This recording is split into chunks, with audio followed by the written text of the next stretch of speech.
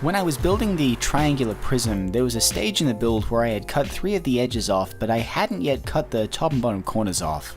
I really liked the shape of this puzzle at that stage, and after I did that I cut the top and bottom corners off and then continued on with the build, but I really wanted to see what a puzzle would look like if it was finished in that shape.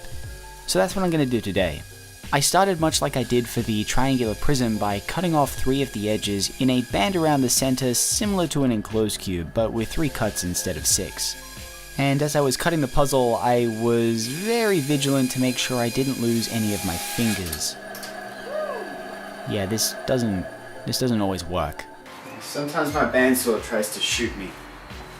After I was finished with that, this is what the puzzle looked like, and it wasn't too deep, but that would be fixed by taking the puzzle over to my belt sander and then sanding the faces down as far as I dared.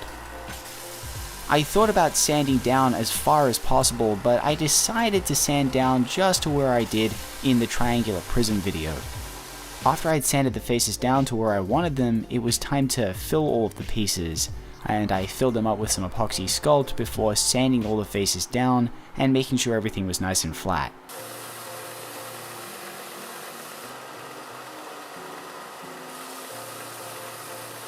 Already you can see the shape of this puzzle looks pretty strange, and I kind of like it. It's a low profile triangle shape. I actually think if I was to sand down even further, I could make a really small or slim triangular prism. I might try that sometime. But for now, I'm going to continue on with this build since I'm getting kind of distracted. I disassembled the puzzle because now it was time to round over all the edges of each of the pieces, and I broke out a nail file, a sanding block, and some Scotch-Brite. In the past I've used just a nail file and Scotch-Brite and I've gotten along just fine, but lately I've been using a sanding block because the fine side just helps to round over everything a little bit more. I knocked off all of the sharp edges with the nail file, and then I rubbed it down with the sanding block, and then finally with the Scotch-Brite to make sure everything was nice and smooth. As I was rounding over all of the pieces, I came across this piece here, which strangely enough had a few patches that were a different color to the black that the piece normally is. I assume some extra plastic might have spilled over during the injection molding. After all the pieces were rounded over and the puzzle was reassembled, this is what it looked like. As you can see here, the centerpieces need a little bit of TLC, but I'll deal with that later. I needed to make sure that all the pieces looked good because when I repair the centerpieces, I'll need to seal those screws in there for good.